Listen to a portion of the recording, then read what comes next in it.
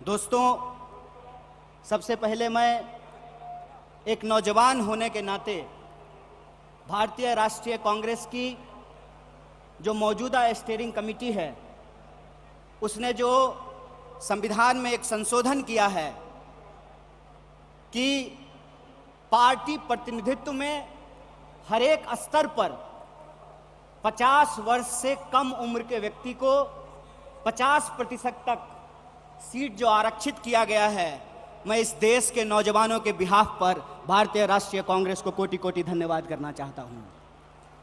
दोस्तों, मैं समझता हूं कि ये एक महत्वपूर्ण रेजोल्यूशन है। महत्वपूर्ण रेजोल्यूशन इसलिए है कि आप सब जानते हैं कि भारत दुनिया का सबसे नौजवान देश है। दुनिया का हर 5वां नौजवान कोई ना कोई भारतीय है। ऐसे वक्त में देश की दशा क्या होगी, देश की राजनीति क्या होगी, समाज का स्वरूप क्या होगा और हमारे आने वाले भविष्य का मुस्तकबिल क्या होगा, इसको इस देश का नौजवान तय करेंगे। कांग्रेस पार्टी ने इस बदलाव को महसूस किया है, उसके लिए हम अपने वरिष्ठ नेतृत्व को बहुत बहुत धन्यवाद देना चाहते हैं। दोस्तों, आज जब रायपुर में देश की सबसे पुरानी पार्टी उसका 50वां महाधिवेशन हो रहा है, तो हमारे सामने कुछ महत्वपूर्ण सवाल हैं और उन्हीं महत्वपूर्ण सवालों पर चर्चा करने के लिए यह हमारा डिस्कशन हो रहा है, यह प्लेनरी सेशन हो रहा है। और यहां मैं आपके बीच मौजूद हूं हमारे देश के इकोनॉमिक, आर्थिक और राजनीतिक रेजोल्यूशन क्या होना चाहिए उसके संबंध में कुछ बातें रखने के लिए।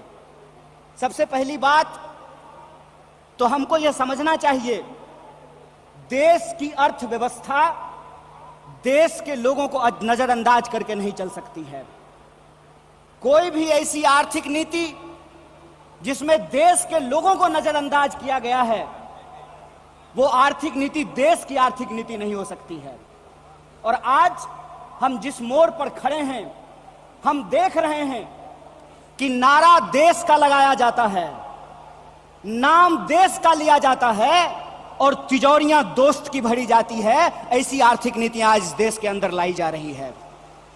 मेरा एक सीधा सवाल है इस देश के हुक्मरानों से, कांग्रेस पार्टी का एक आम कार्यकर्ता होने के चलते, कि ऐसी कौन सी ऐसी नीति है कि देश गरीब हो रहा है। हमारा आर्थिक आंकड़ा हमको बताता है कि देश में सबसे ज्यादा बेरोजगारी है आज के वक्त में। कोई ऐसा सेक्टर नहीं है जहां बेरोजगारी सर चढ़ करके बोल नहीं रही है।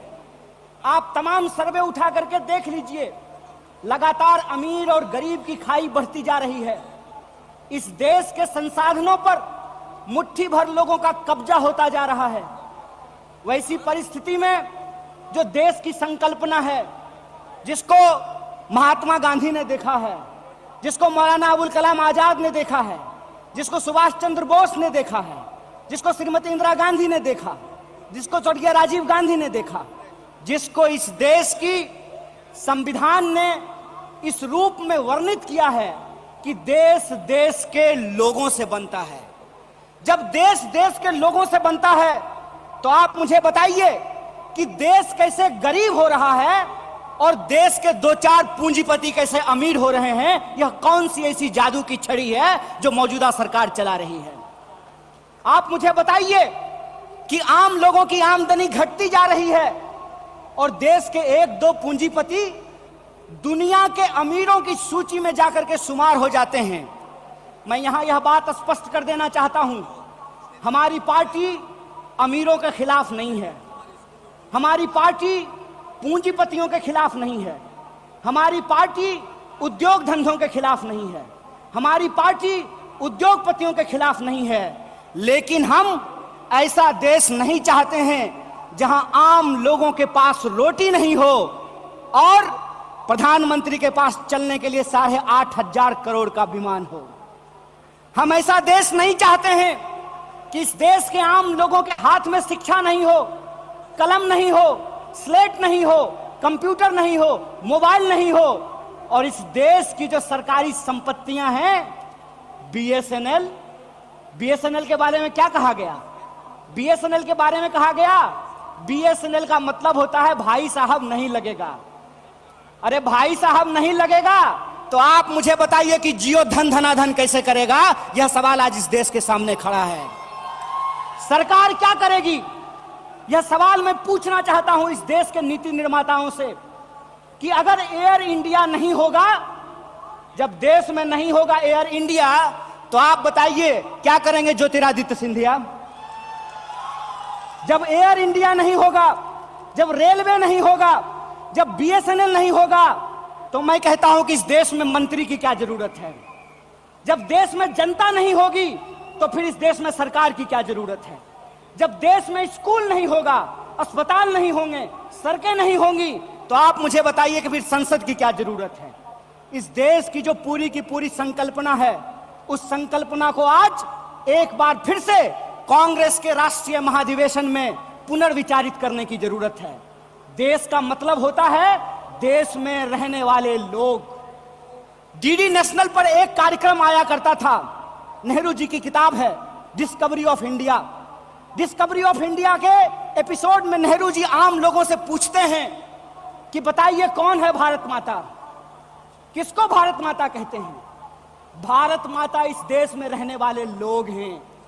जब हम भारत माता की जय बोलते हैं तो भारत माता की जय बोलने का मतलब है इस देश के 140 करोड़ लोगों की जय। और 140 करोड़ लोगों की जय का मतलब है कि 140 करोड़ लोगों के हाथ में पढ़ाई हो, 140 करोड़ लोगों के हाथ में काम हो, 140 करोड़ लोगों के लिए रोजगार की व्यवस्था हो, 140 करोड़ लोगों के लिए इलाज की व्यवस्था हो, 140 करोड़ लोगों के लिए चलने के लिए सड़कें हो, गाड़ियां हो, रेलवे हो, हवाई जहाज हो। और आपने देखा कि देश में कुछ लोग लोकतंत्र को अपनी बपौती समझ लिए हैं। अभी जब मैं हवाई जहाज की बात कर रहा था तो मुझे दिल्ली एयरपोर्ट याद आ गया।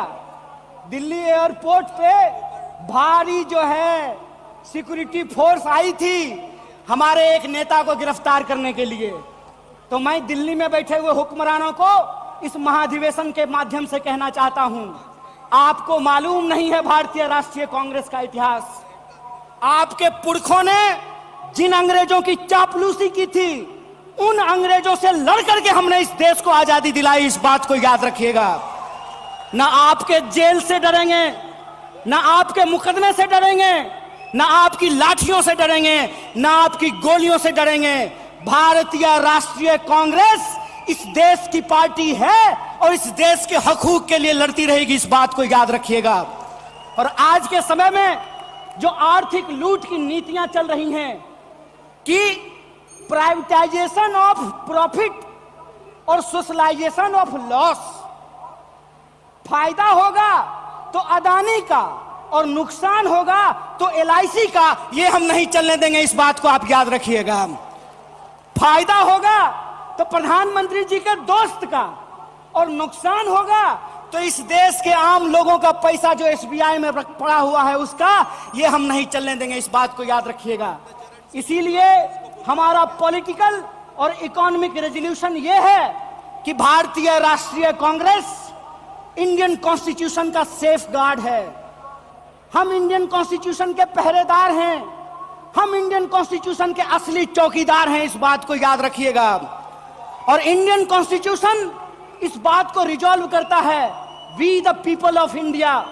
और यह जो we the people of India है, इसमें इस देश में रहने वाले वो तमाम लोग, चाहे हिंदू हो, मुसलमान हो, सिख हो, ईसाई हो, जैन हो, पारसी हो, बुद्धिस्ट हो, या वैसे भी लोग जो किसी धर्म को नहीं मानते हैं, वो सब भारत के लोग हैं। और उनके हकूक के लिए, उनके अधिकार के लिए, कल्याणकारी राज्य की अवधारणा को बचाए रखने के लिए भारतीय राष्ट्रीय कांग्रेस संघर्ष करेगी। और यही जो पॉलिटिकल रेजोल्यूशन है कि हम देश के लोगों के बुनियादी सवालों के लिए, रोजी रोटी, कपड़ा, मकान, शिक्षा, स्वास्थ्य, सड़क, बिजली, पानी और इस देश के संविधान के लिए संघर्ष करते रहेंगे। इसी आशा और उम्मीद के साथ आप तमाम सम्मानित मंच और आप तमाम प्रतिनिधियों का एक बार पुनः स्वागत करते अपनी बात को खत्म करूंगा। शुक्रिया। इनकलाब जिंदाबाद। जय हिंद, जय भारत, जय कांग्रेस।